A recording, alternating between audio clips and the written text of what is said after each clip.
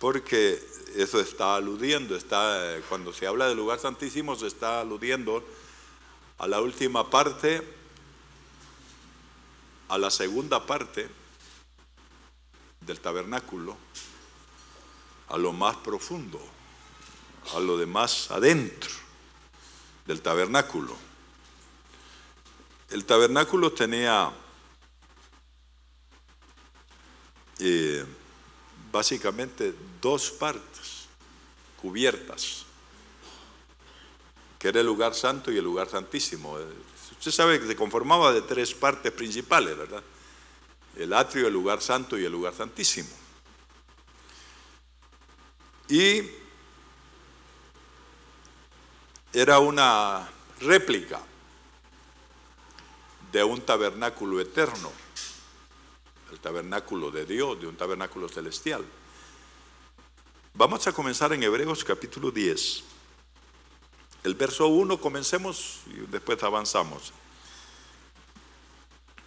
Dice Hebreos capítulo 10, verso 1. Tengamos en mente lo que se debe tener en mente cuando se habla de estas cosas. El tabernáculo con su atrio, el lugar santo y el lugar santísimo. Las dos partes cubiertas, habían una descubierta que era el atrio, y estaban dos partes cubiertas. En la primera parte del tabernáculo, bueno, digamos en la primera parte de lo que era en sí el tabernáculo, porque a veces cuando en la Escritura se habla de primera parte, se habla del lugar santo y después lugar santísimo. Pero sabemos que estaba constituido por esas tres partes, nada más que la primera parte estaba descubierta.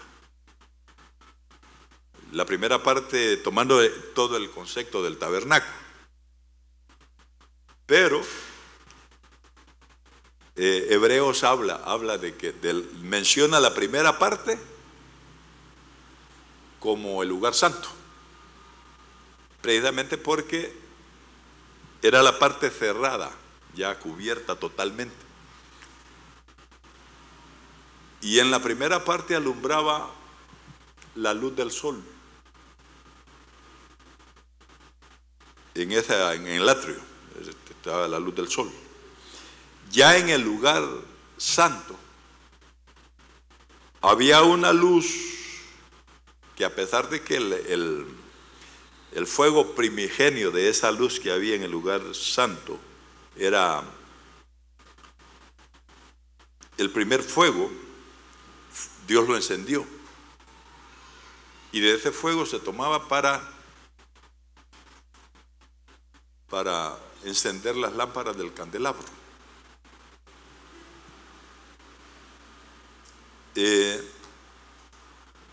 El candelabro, dije que a pesar de que Dios había encendido el primer fuego, ya había una intervención humana en el encendido de la luz. ¿Qué sería la luz natural? La luz del hombre, la luz humana, porque hay una intervención humana.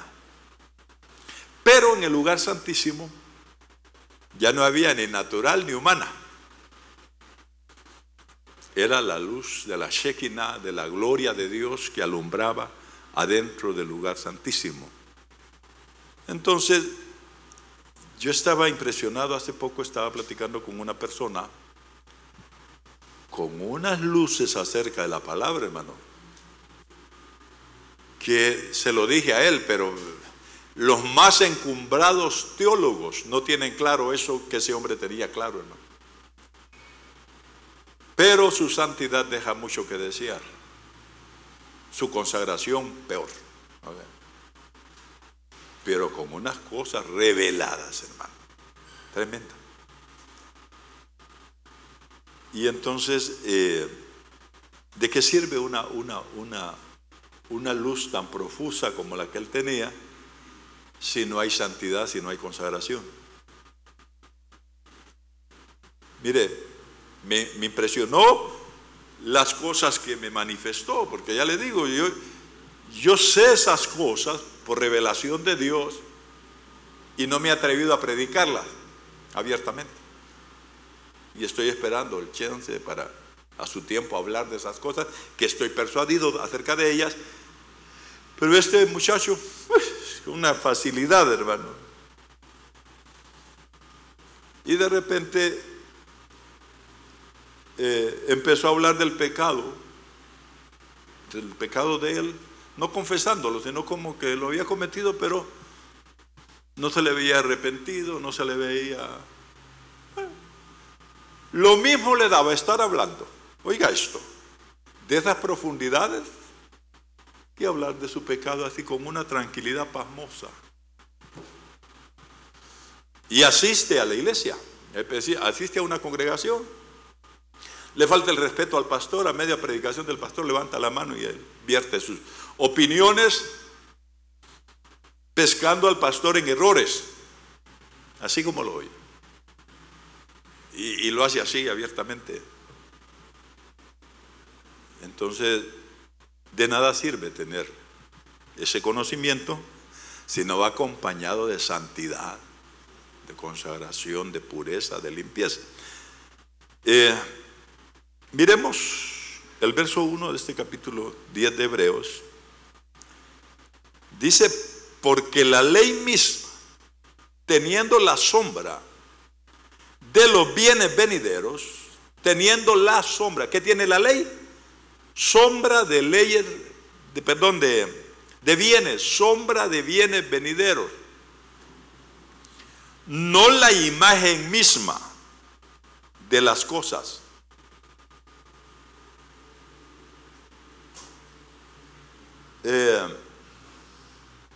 Usted mira la sombra de las sillas ahí. ¿De qué sirve esa sombra? Usted está sentado en la silla. ¿Qué es mejor, la sombra o la silla? La silla. Siéntese en la sombra a ver. No va a poder. Todo lo del antiguo pacto está en sombra. Está en sombra. Dice, no la imagen misma. Hay una traducción que en vez de imagen dice esencia. No la esencia misma de las cosas. Su sombra. Vaya, pongámoslo más práctico, más para ilustrar. Una fotografía suya. ¿Será lo mismo que su persona? ¿Su presencia? No. Bueno, pues la Escritura nos habla de esas sombras allá en el Antiguo Testamento. Se nos habla de un lugar santísimo, literal, pero sombra. Vamos a Hebreos 10, 19. Dice, así que hermanos, teniendo, yo traje una traducción adrede, diferente a la que usamos, tengo aquí la Reina Valera. Se lo voy a leer primero en la Reina Valera. 10:19. Dice, así que hermanos, teniendo libertad para entrar en el lugar santísimo por la sangre de Jesucristo. ¿En qué consistía la sombra de la sangre de Jesucristo en el Antiguo Pacto?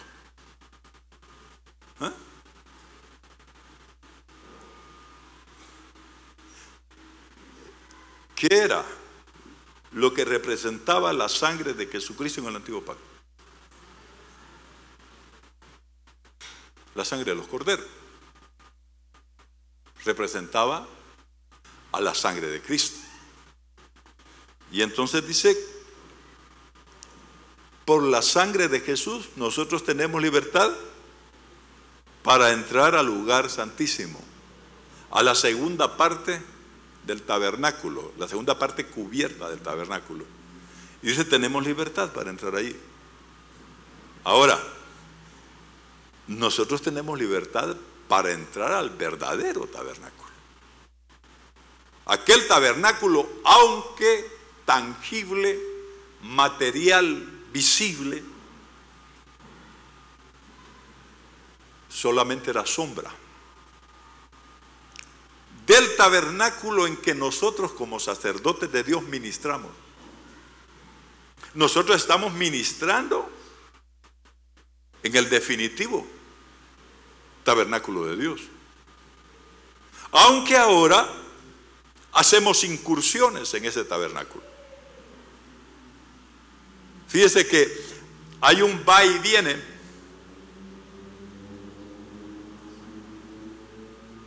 Los poderes del siglo de venidero vienen a nosotros ahora, que son poderes del siglo venidero que hacen incursiones en este tiempo. ¿Dónde está el va y viene? Que nosotros vamos, no sé cuántos logramos hoy hacer esa incursión al lugar santísimo. Y es incursión ahora porque nos vamos a ir a vivir allí.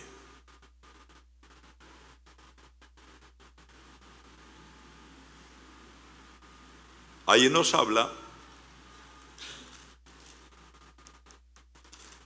inclusive del sumo sacerdocio de Cristo. En aquel tabernáculo que era sombra, los sacerdotes llegaban hasta el lugar santo. Y solo el sumo sacerdote de turno, solo había uno a la vez. Solo el sumo sacerdote de turno tenía la facultad de parte de Dios de entrar hasta el lugar santísimo. Y tenía que hacerlo con sangre. Entraba con sangre ajena, no con su propia sangre. Nuestro sumo sacerdote, allá dice la carta a los hebreos, explica eso, habían muchos por causa de la muerte, porque se morían. Entonces tenía que sucederle otro sumo sacerdote. El primer sumo sacerdote fue Aarón. Y le voy a adelantar esto, que es impresionante. Aarón fue el primer sumo sacerdote. Pero la autoridad que Dios puso sobre Aarón fue su hermano menor Moisés. A tal grado, y esto tiene que ver con el tema que estoy presentando y con nosotros directamente ahora. A tal grado, era Moisés primero que Aarón, que Moisés lavó a Aarón y a sus hijos para que ministraran en el tabernáculo. Aarón como sumo sacerdote y los hijos de Aarón como sacerdotes.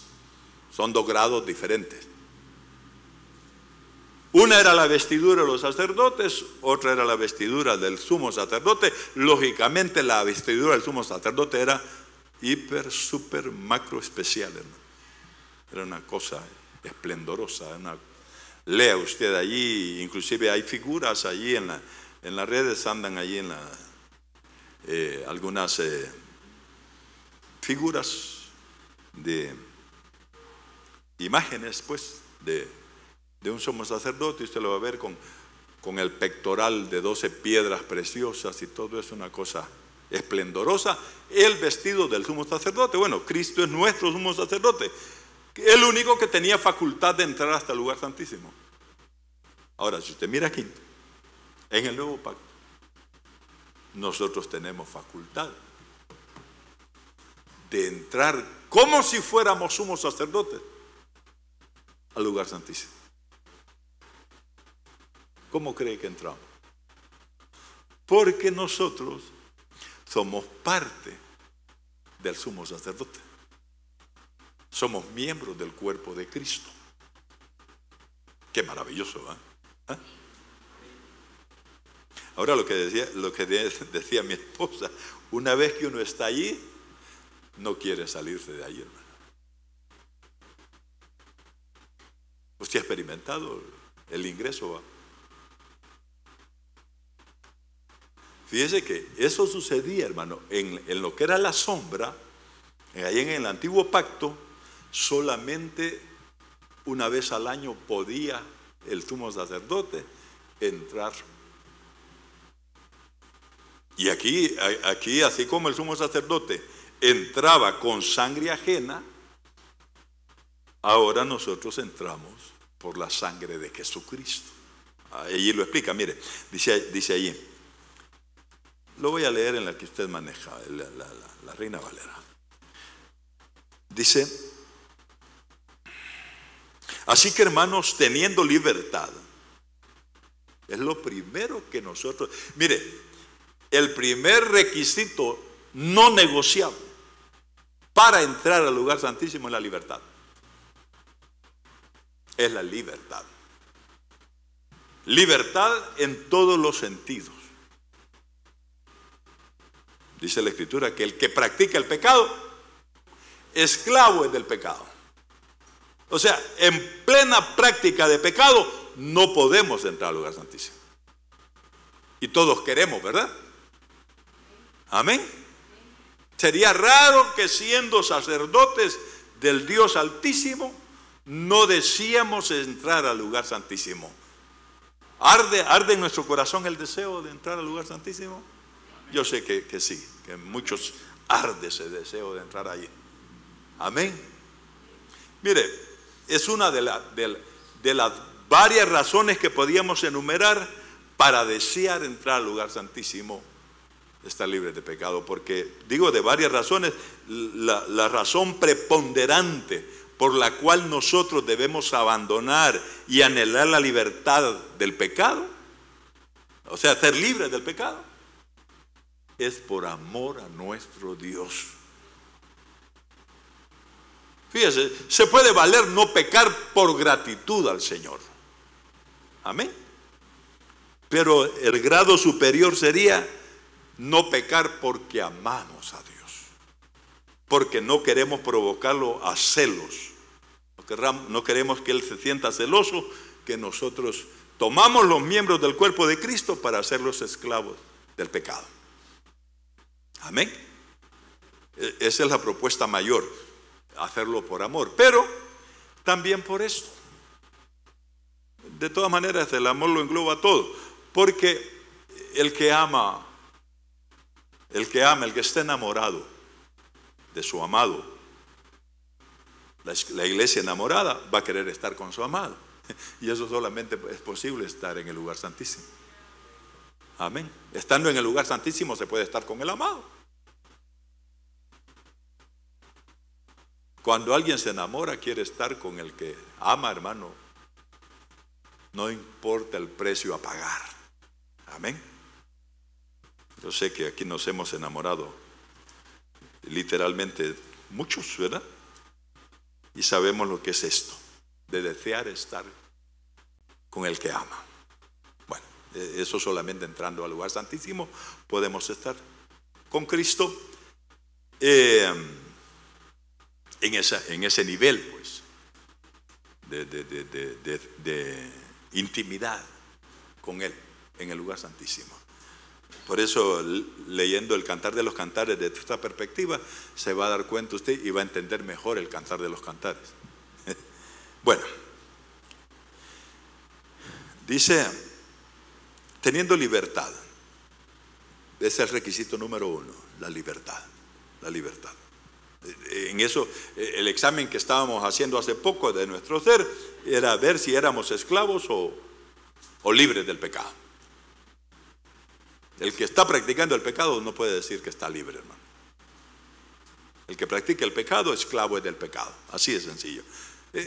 Cristo les dijo esto a la gente y sobre todo a los fariseos, a los escribas, cuando le dijeron: ¿cómo nos dices tú que conoceréis la verdad y la verdad os hará libres si nosotros nunca hemos sido esclavos de nadie? Memoria bien corta, hermano. No solamente eran esclavos del pecado, no tenían que recordarse, sino que solo examinarse. Israel fue esclavo 430 años en Egipto, ¿o no? Y ellos dijeron, nunca hemos sido esclavos de nadie. Eso es peligroso, no estar consciente. Ser esclavo y no estar consciente de que se es esclavo. Bueno, avancemos. Dice, si usted quiere ponerle título al tema, el camino al lugar santísimo. Dice, por la sangre de Jesucristo, en vez de la sangre de los corderos, tenemos la sangre del Cordero. La sangre del Cordero de Dios. ¿Qué hace la sangre del Cordero de Dios? Quita el pecado del mundo. Quita, no tapa, no cubre como la de los corderos. La de los corderos tapaba, la de Cristo borra. Amén. Bueno, dice, por el camino nuevo. Antiguo pacto, camino viejo. Y además de camino viejo, camino muerto. Este camino es nuevo y es vivo. Amén. Es vivo, es vivo. Más vivo que lo vivo que estamos nosotros ahorita. ¿Sabe por qué? Porque esa vida de este camino es eterna. Y la vida que tenemos ahorita nosotros tiene una parte allí que es limitada. La vida del cuerpo. No tenemos una vida plena todavía. Mientras haya posibilidad de muerte, no tenemos la plenitud de vida. ¿Sí? Y nos están probando. Y decía alguien por ahí, acertadamente decía, nada de lo que es probado ha sido aprobado. Pablo decía, yo mismo golpeo mi cuerpo, lo pongo en servidumbre, no vaya a ser que yo siendo heraldo, venga a ser. Pablo, hermano, venga a ser, dice, reprobado. Nosotros vamos, mire, ahora, hoy, 1 de diciembre, qué bien estamos empezando este mes, ¿verdad? Excelente. Hoy, 1 de diciembre, tenemos libertad para entrar al lugar santísimo. Pero, estamos en este cuerpo limitado y todo eso, y tenemos necesidades, y mañana usted tiene que ir a trabajar y todo eso, ¿verdad? Entonces, no podemos quedarnos allí permanentemente en el lugar santísimo. Le digo, hacemos incursiones. Pero a diferencia, tenemos cierta ventaja sobre el sumo sacerdote antiguo testamentario, que aquel tenía que esperar un año para poder entrar en la sombra aquella del antiguo pacto, en el tabernáculo, el lugar santísimo del tabernáculo. Nosotros no. Si usted después de salir de su trabajo, antes de acostarse, se propone entrar en ese lugar santísimo, entra. Amén. Podemos hacerlo. ¿Y qué cosas, hermano? Ahora que está tan accesible, como que no lo deseáramos. Como que fuera una carga,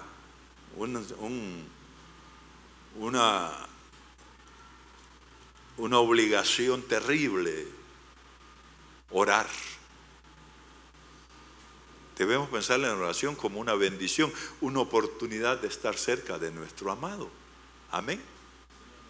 Una oportunidad de estar con Dios. Decía el hermano Miguel Flores, ¿de acuerdo usted? Que decía el hermano Miguel que si no tiene que pedir, siéntese allí ante el Señor. Y de repente va a venir el fluir. Y de repente va a sentir deseos de arrodillarse. Y hasta después, inclusive puede sentir deseos de postrarse. ¿Le ha pasado eso a usted, que comienza sentado y termina tirado en el suelo? ¿Sí? Amén. Y qué delicioso es estar postrado ante el Señor, ¿verdad? Digo yo, fíjese que Dagón, hermano, el dios de los filisteos, Era una estatua de piedra con cuerpo humano y cabeza de pez. Mucho que ver con la mitra del Papa eso. La mitra del Papa tiene que ver con eso que le estoy mencionando. El dios Dagón, que tenía allí parte cuerpo de hombre y la cabeza de pescado. Pero esa estatua era de piedra. Y de repente, cuando entró el arca de Dios, que era sombra, entró el arca de Dios, los filisteos las metieron ahí, pensaron otra deidad más, aquí vamos a ponerla a la par de nuestro Dios. ¿Y qué pasaba? Y todavía la repararon y la volvieron a poner. No, la primera vez cayó postrada, ¿verdad? Ya la segunda vez fue que cabeza quebrada y palmas de las manos quebradas. La estatua de Dagón se postró. Nosotros somos más blanditos que la estatua de Dagón, ¿verdad? Para postrarnos en la presencia del Señor. Amén. El Salmo 29 invita y dice: venid, adoremos, arrodillémonos, dice primero, ¿verdad? Y después dice: postrémonos delante de Jehová nuestro Hacedor.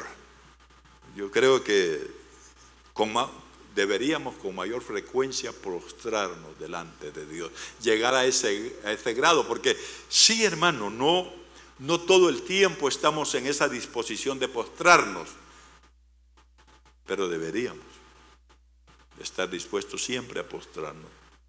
¿Cuándo fue la última vez que usted se postró ante el Señor? Eso se hace en el lugar santísimo.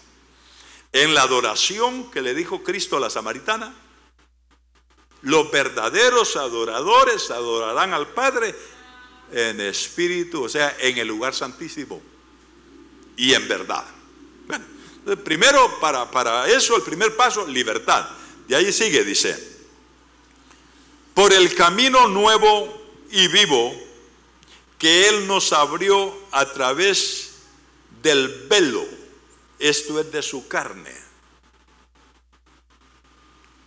Nos está diciendo aquí que el cuerpo de Cristo, su cuerpo, era un velo. ¿Qué ocultaba ese velo? Lo mismo que ocultaba la sombra allá en el antiguo pacto, la sombra aquella. ¿Qué ocultaba el segundo velo? La presencia de Dios. El cuerpo de Cristo ocultó la divinidad que siempre estuvo en Él. Hermano, nosotros tenemos divinidad. ¿O no nos ha hecho Dios partícipe de su naturaleza? Qué maravilloso esto, ¿verdad? Cuidémonos, hermano amado. Aquí sí se vale el cuidémonos, el vigilémonos que decía yo en mi intervención anterior. Vigilémonos. Andamos en nosotros divinidad que no la deja ver este velo. Pero un día va a ser quitado este velo y se va a ver lo que dice Juan, se va a manifestar lo que somos, hijos de Dios. Lo podría decir de otra manera, pero así lo voy a decir como dice la Biblia: ahora somos hijos de Dios. Entonces tenemos divinidad, ¿o no? Bueno, era tan grueso y tan espeso el velo, la cortina era tan gruesa. Cuando digo cortina me estoy refiriendo al velo. Era tan gruesa que estaba parada enfrente de los doctores de la ley, de los maestros del antiguo pacto. Este es el hijo del carpintero, el hijo de José. Ahí están sus hermanas. Ahí están sus hermanos y menciona 4 hermanos de Jesús y menciona sus hermanas, que a saber cuántas serían, hermanas de Jesús.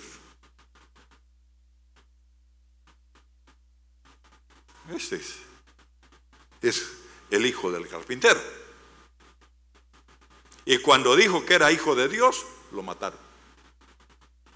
Porque no veían el velo, el cuerpo no les permitía ver la divinidad que había detrás del velo. Pero vamos a Mateo 27:51. Cuando Jesús muere, cuando el velo, cuando muere Jesús, el velo es quitado. Y hermanos, qué cosas, qué conexión había. La sombra, solamente la sombra, por un momento cobró vida. Si se puede decir de alguna manera, la sombra, el velo, la sombra en el templo se rompe. Jesús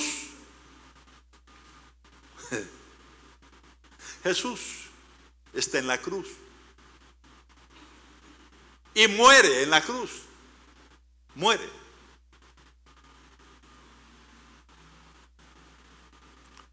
Y literalmente el velo del templo se rompe al mismo tiempo. Qué casualidad, ¿verdad? Que se rompió el velo cuando Jesús muere. Por eso es que se menciona aquí, esto dice, está ligado, por el camino nuevo y vivo que Él nos abrió a través del velo. Pero el velo de aquí abajo se rompió. El otro para Él siempre estuvo abierto. Él era el velo. Pero ese velo se abre. El de la tierra, la sombra, se rasgó de arriba abajo. Aquí en la tierra, en la sombra. Le pasó eso a la sombra. Se abrió. ¿Para qué se abría esa cortina? Solo se abría una vez al año por el sumo sacerdote. Para dar paso al sumo sacerdote con sangre ajena. Pero nuestro sumo sacerdote entra con su propia sangre. Eso está ahí explicado en Hebreos, hermano. Que los sumos sacerdotes aquellos lo hacían con sangre ajena. Pero Jesús entró con su propia sangre. Yo sostengo lo que un día dije, aquí en este lugar lo dije, y lo he dicho en otros lugares también. Lo sostengo. Que fue más y más cruel lo que pasó en el plano de lo invisible que en el plano de lo visible. ¿Quién vio? Nosotros lo vemos ahora, ¿verdad? ¿Usted lo ve? ¿Qué vemos? Vemos a Jesús entrando con su propia sangre a rociarla en el propiciatorio para la remisión de nuestros pecados. ¿Lo ve ustedes? ¿Cómo lo ve? ¿Cómo hace para ver eso? Por la fe. Amén. No lo vemos con los ojos físicos, pero eso así es, hermano. Dice la Escritura que, allí que la carta a los Hebreos dice, el capítulo 9, habla de que entró con su propia sangre. Se presentó. Y esa sangre está viva. Y esa sangre está vigente. Y esa sangre está clamando. Y que clama misericordia. Por eso dice, lo vimos el viernes, estábamos estudiando el capítulo 12, dice que nos hemos acercado a la sangre de Cristo, que clama mejor que la de Abel. La sangre de los corderos, el sumo sacerdote recogía en una jofaina, en un recipiente, diríamos nosotros ahora en una palangana, ¿verdad? Recogía esa sangre y la presentaba en el lugar santísimo. Pero nuestro sumo sacerdote fue con su propia sangre. ¿Quién vio? ¿Quién vio? Cuando Jesús, nuestro sumo sacerdote, recogió su propia sangre y la presentó delante del Padre. Hubo allí un velo intangible, que fueron las tinieblas que hubieron desde las 12 del día a las 3 de la tarde. ¿Lo ha leído usted? ¿Qué pasó en esas 3 horas, hermano? 3 horas. Bueno, ¿qué hacía el sumo sacerdote con la sangre de los corderos? Ya le dije lo que hacía. Lo mismo hizo nuestro sumo sacerdote, porque como leí en Hebreos 10, porque la ley, teniendo la sombra de los bienes venideros y no la imagen misma de las cosas, nunca puede, por los mismos sacrificios que se ofrecen continuamente cada año, hacer perfectos a los que se acercan por ese sistema de culto. Ahora nosotros, ya en paz con Dios, ya en libres del pecado, emprendemos el camino hacia el lugar santísimo. Para allá vamos, ¿verdad? Pero mientras tanto podemos hacer lo que está diciendo ahí. No dice que vamos a tener libertad, dice que tenemos libertad ahora para entrar al lugar santísimo. No es un ritual sin vida, no es un ritual tradicional, o sea, por tradición, que así lo volvieron los sacerdotes del tabernáculo en los días de Jesús y en los días de los reyes y en los días de todos esos días que están ahí entre el sacrificio, el primer sacrificio por el pecado que hubo, se dio en el huerto del Edén después de la caída. Inocentes muriendo por culpables. Y sigue hasta la aparición de lo definitivo. ¿Qué es lo definitivo? Lo que Cristo hizo. Amén. Entonces, nuestro sistema de culto no obedece a cuestiones muertas, hermano, a cuestiones rituales tradicionales, sino que tiene que ser una cuestión viva. Amén. Una cuestión del presente. Y hermano, esto es lo del futuro, que se va a instaurar eternamente y para siempre. Ahora hacemos esas incursiones ahí. Bueno, vamos a otro requisito. Que Él nos abrió a través del velo, dice, esto es de su carne, y teniendo un gran, le llama aquí, un gran, es lo mismo que sumo, un gran sacerdote sobre la casa de Dios. Ahora, hermano, aquí va otra pregunta. ¿A qué casa de Dios se refiere? Dice, la cual somos nosotros. La casa de Dios somos nosotros. Es una ambivalencia bien maravillosa esto. Le dije primero que nosotros incursionamos y entramos allá, y los poderes del siglo venidero que vienen a nosotros incursionan ahora aquí. Lo venidero incursiona y lo futuro de nosotros incursiona allá. Es un va y viene. Pero también la ambivalencia de que nosotros somos casa de Dios. Y otros pasajes de la Escritura nos enseñan claramente que Dios es casa de nosotros. Nosotros casa de Dios, y nosotros, hermano, indefectiblemente tenemos que vivir en Dios. Ahora vivimos en Dios. Es más, de alguna manera, hasta el mundo vive en Dios. No está lejano de nosotros, dice Pablo. Lo que relacionó el hermano Juan ayer, que excelente hermano Juan. Lo que decía de Romanos, ¿verdad? Por la fe.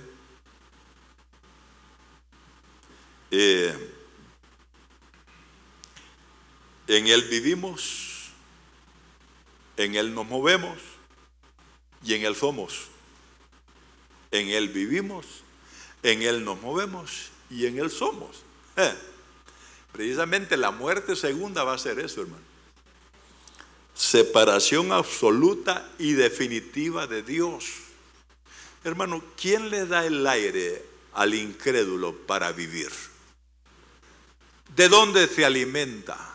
¿Cómo se viste el inconverso? Por supuesto que nosotros también lo hacemos, pero nosotros reconocemos que nuestra provisión viene de Dios. Y el inconverso le da hasta Israel, hermano. ¿Sabía usted que en la guerra de los 6 días, aquel general que le faltaba un ojo, Moshe Dayan, se declaró ateo, hermano? Es el colmo, ¿verdad? Lea usted el acontecimiento. Hay detalle de lo que sucedió en la guerra de los 6 días. Que si no es por la intervención divina, Israel lo hubieran fulminado. Israel está en pie y está allí como nación porque Dios lo ha sostenido.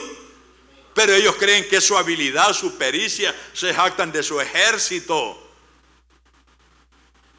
Eso hace el inconverso, hermano. La inteligencia, la ciencia humana, los descubrimientos, los inventos, la tecnología. ¡Qué barbaridad! ¿Y quién da todo eso? ¿De dónde viene? Entonces, Dios siempre, mientras Dios tenga esa paciencia por misericordia, ¿sabe qué está haciendo Dios nada más? Como Él no quiere que nadie se pierda, está dando oportunidad para que más gente se arrepienta. Eso es todo. Por eso es que lo soporta. Dice, soporta con mucha paciencia los vasos escogidos para ira. Que aguante el de Dios, ¿verdad, hermano? Yo creo que usted y yo ya hubiéramos fulminado un montón de enanos, ¿verdad? Que levantan el brazo contra Él. Ni a hormigas llegamos los humanos, hermano, ante Dios. Grano de arena, dicen, no, hermano. Yo creo que somos menos que granos de arena en comparación a nuestro Dios. Pero Él soporta. Y Él soporta a los ateos que hablen sus cosas. Y hay ateos que se han convertido a Cristo. Y hay ateos que dicen, gracias a Dios, yo no creo que haya Dios. Bueno, sigamos. Teniendo un gran sacerdote sobre la casa de Dios, acerquémonos. Siguiente requisito. Primero, libertad. Segundo, corazón sincero. Corazón transparente. Lo que decía mi esposa muy acertadamente.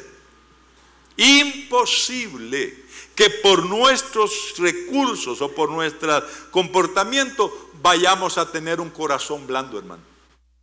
Si Dios no hace la operación que Él prometió a través del profeta Jeremías, cambiarnos el corazón y quitarnos el corazón de piedra y ponernos un corazón de carne, olvídense, imposible. Es imposible. Solamente Dios puede hacer la operación del cambio de corazón.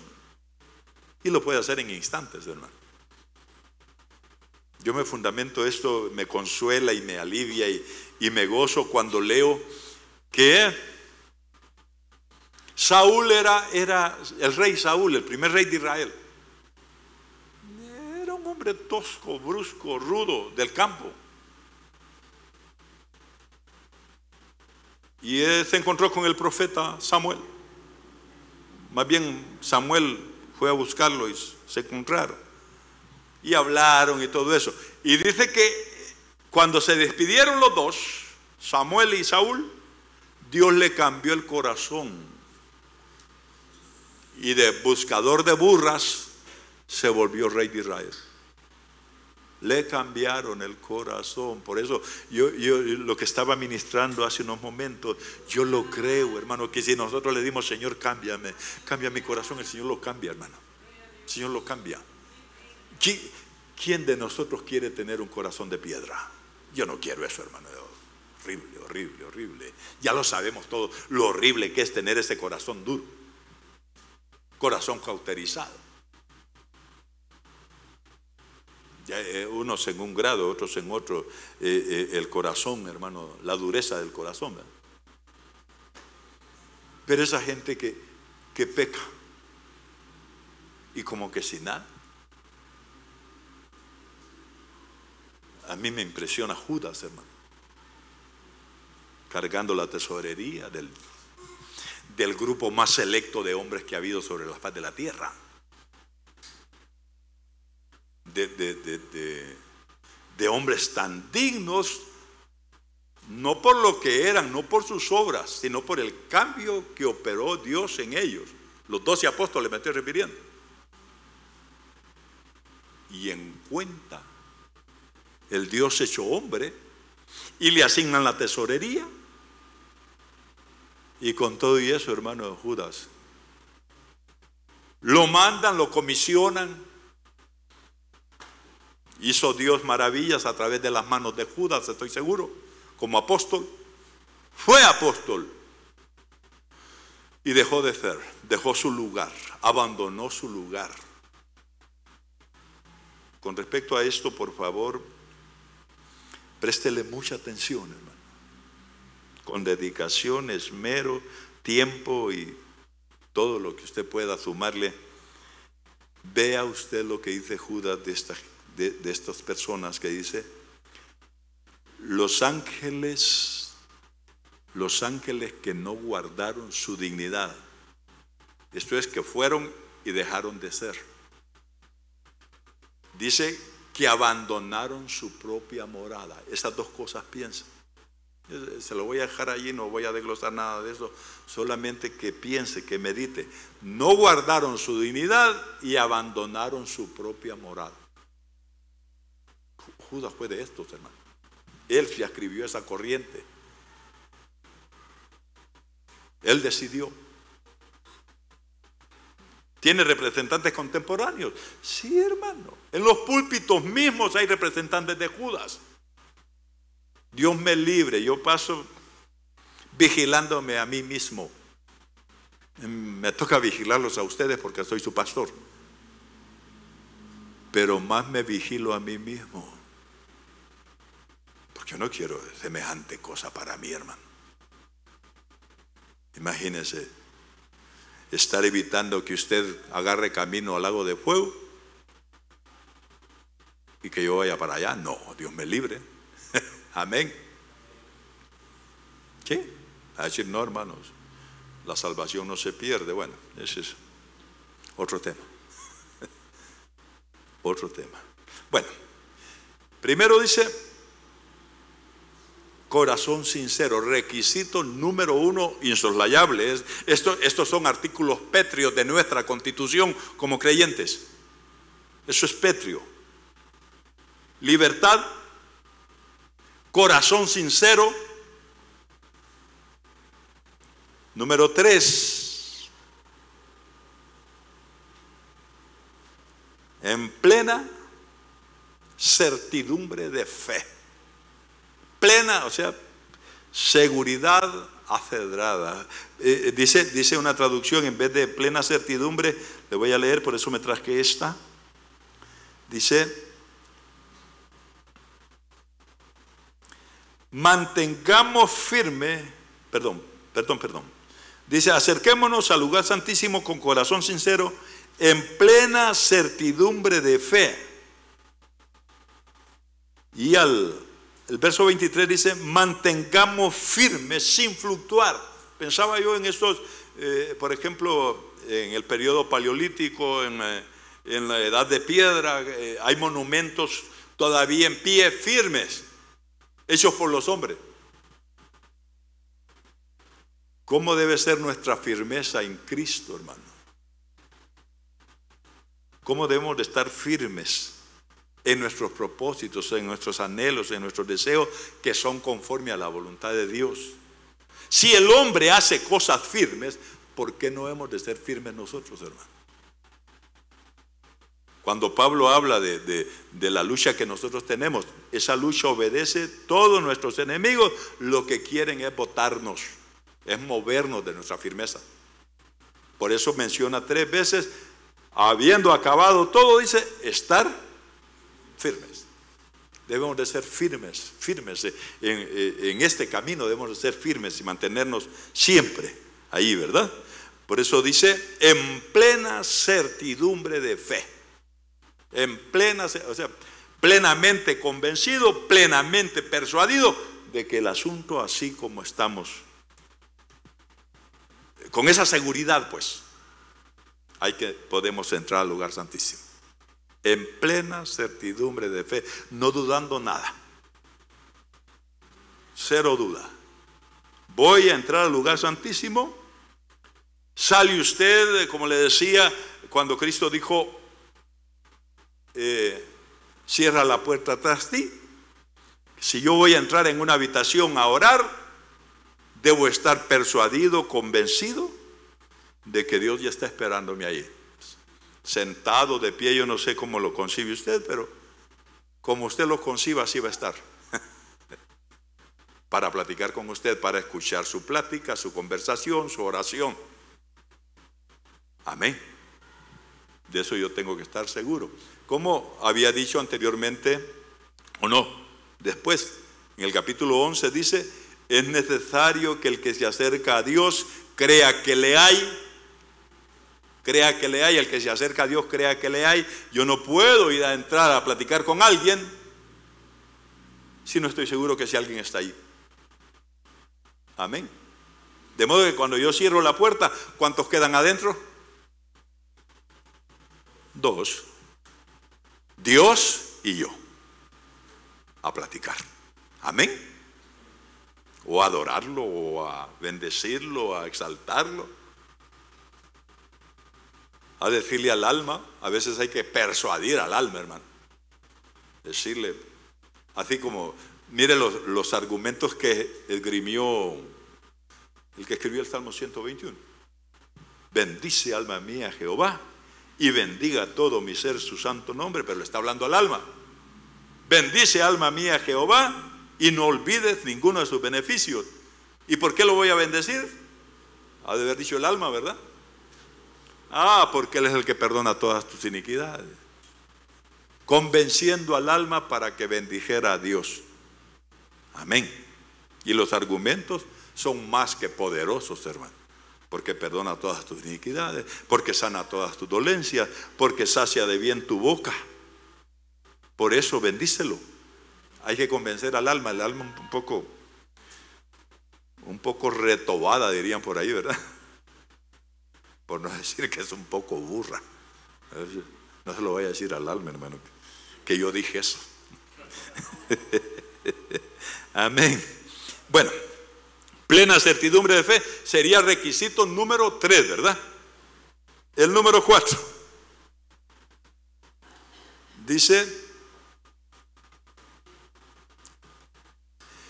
y teniendo, dice, perdón, me estaba saltando uno. Con corazón sincero, dice, libre los corazones. Ese sería el número 4, ¿verdad? Libre los corazones ¿de qué? El tema de hoy. De mala conciencia.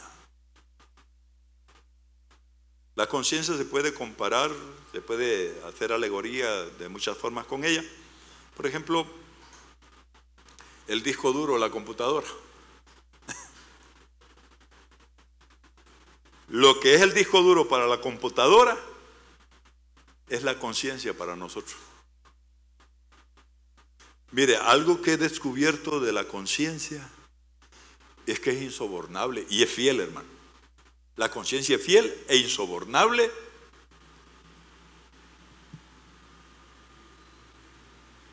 Y le voy a decir, a veces se le afloja la lengua. Ojalá que a nuestra conciencia se le afloje la lengua delante de un sacerdote de Dios. Porque cuando se le afloja la lengua delante de otros que no son sacerdotes, que no van a ministrar, que no va a causar ningún provecho, no conviene, hermano.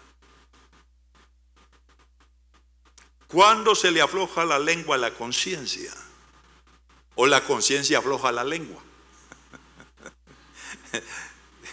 debería ser en la confesión de nuestros pecados.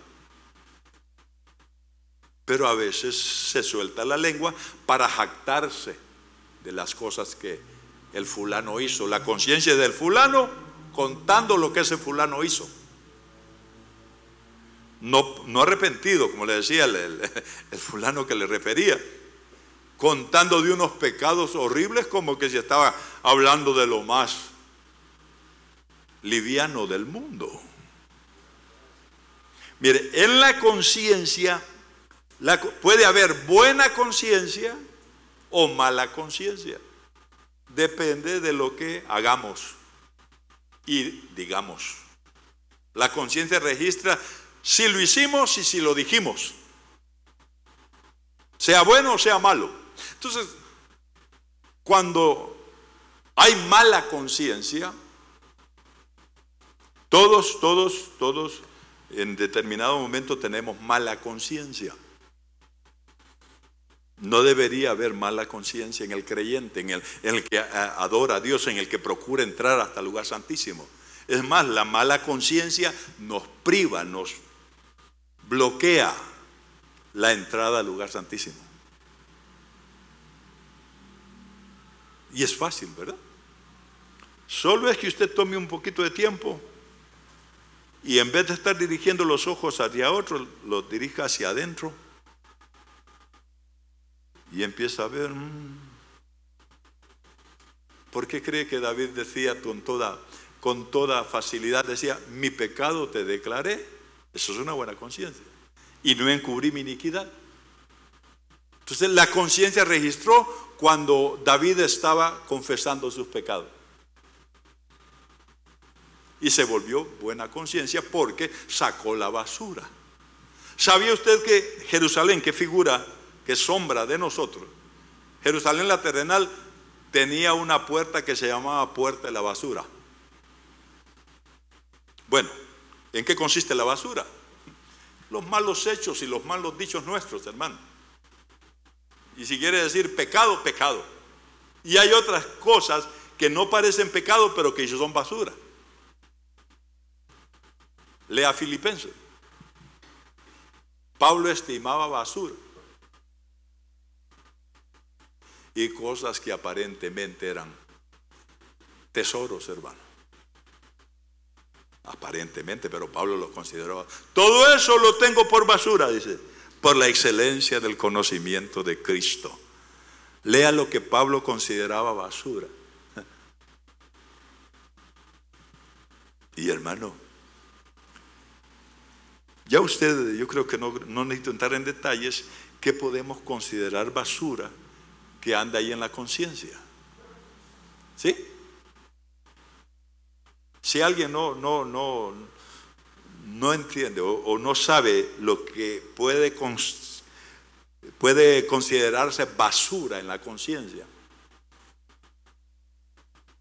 lo que decía mi esposa también acerca de la pornografía y todo eso. Ay Dios, basura en la conciencia, actos de pecado en la conciencia, eso es basura. Entonces le decía, Jerusalén tenía una puerta de la basura, se sacaba y la echaban en el torrente de Cedrón. Allí había un lugar que se incendiaba, así como el crematorio municipal, se llamaba Gehenna, ¿verdad? El lugar ese. Esa puerta daba hacia ese lugar, la puerta de la basura. Nosotros tenemos puerta de basura. Saquemos toda la basura que andemos, hermano. Y va a ser libre la conciencia. Perdón, va a ser libre el corazón de la mala conciencia. Pablo le dice a Timoteo que muchos descuidaron la buena conciencia y ¿sabe qué? Dice que se fueron a pique. O sea, naufragaron en cuanto a la fe, porque no cuidaron su conciencia, no cuidaron la pureza, no cuidaron la limpieza de la conciencia.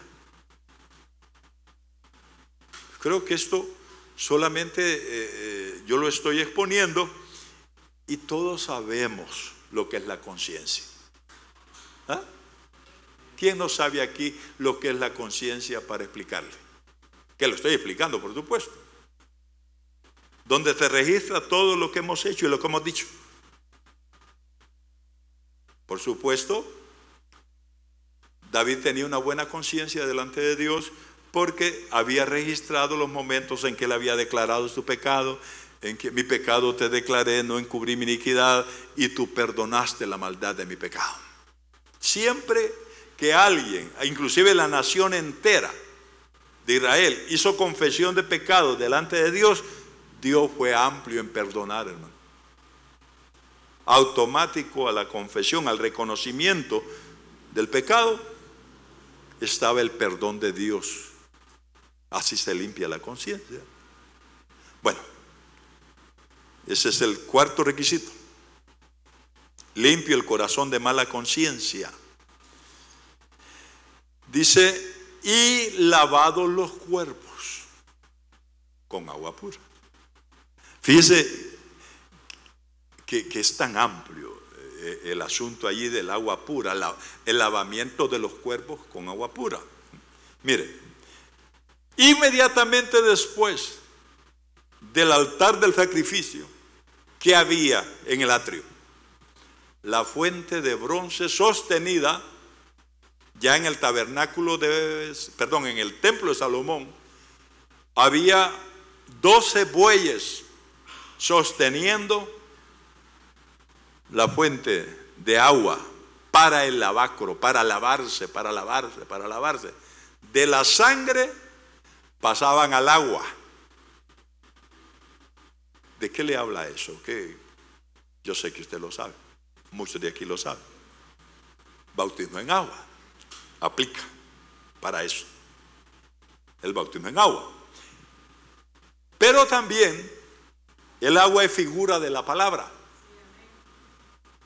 Entonces el agua pura, la sana doctrina, la palabra no contaminada, es agua que nos está limpiando. Como lo dice literalmente, lo dice Juan 15. Ustedes ya están limpios, les dijo Jesús a los discípulos, por las palabras, por mi palabra, por las palabras que les he hablado, han sido limpiados. Yo entiendo y lo aplico en cada culto, en cada predicación. Yo siento que Dios limpia algo, que algo se va, algún sucio se va. Estamos siendo lavados. Pero dice, lavados los cuerpos con agua pura. Y si quiere aplicarlo literal, vale.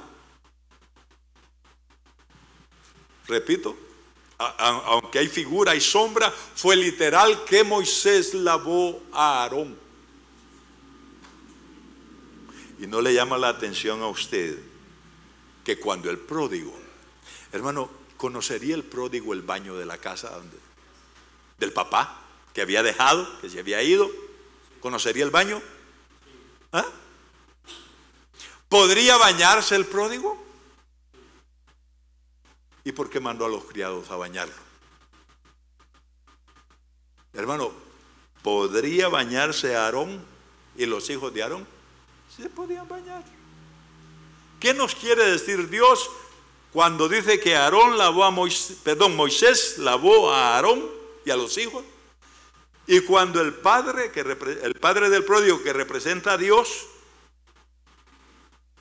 mandó a los criados para que bañaran al muchacho que venía de la pocilga. Definitivamente, mire, por el mal uso que se haya hecho de la administración, eso no tiene la culpa Dios de que se haya implementado mal el asunto de la confesión de pecado. Que se haga mal uso de eso, ese es problema del que lo hace mal. Por eso recalqué que dice una traducción en ese pasaje que citaba mi esposa, de no pondrá bozal al buey que trilla, y hay una traducción que le añade al buey que trilla bien. Bueno, han habido, y yo creo que van a seguir habiendo mientras seamos hombres los que ministramos, van a haber bueyes que trillan mal. ¿Y qué es trillar, hermano? A propósito, era había un lugar donde se le quitaba la paja al trigo, donde el trigo se separaba de la paja. Y ese trabajo lo hacían los bueyes. Se llamaba era el lugar donde hacían ese trabajo. Echaban los manojos de trigo y los bueyes los iban pisoteando. Eso es pisar, hollar, trillar. La palabra que utiliza la Biblia es trillar, o sea, separar, una operación que separaba al trigo de la paja. Ay, hermano, y nosotros, el grano de trigo es chiquito, ¿verdad? Y la paja abundante. Otro método que utilizaban era la zaranda, pero el método que estamos hablando es la trillada por bueyes. No ponerle bozal al buey era para dejarlo comer del mismo trigo, que se alimentara del trigo. Ponerle bozal a un buey en estos tiempos sería no permitir que el ministro se sustente de la grey, en este caso de la labranza, de la era del trigo, y estarle limitando allí. Como decía alguien, hay congregaciones que quieren que no es esta, así, esta congregación no es así, esta es una congregación muy noble, muy responsable. Pero yo he sabido congregaciones que decía alguien, quieren que el ministro predique como Pablo y viva como Lázaro. ¿Sí? Y ya viste vos. ¿Sabe usted que eso se da en todos lados, hermano? Un día el hermano Toniel Ríos Paredes tuvo que llamar a todos sus colaboradores cercanos, porque andaba uno diciendo, el hermano otro tenía su buen carro, y un día uno de los colaboradores, para decir más exactamente anciano, le dijo a otro ministro, mira, ¿dónde están tus diezmos? Le dijo, le enseñó el carro que andaba el hermano Otto. Los llamó a todos, los colaboradores cercanos y los ancianos, y él sabía quién había dicho.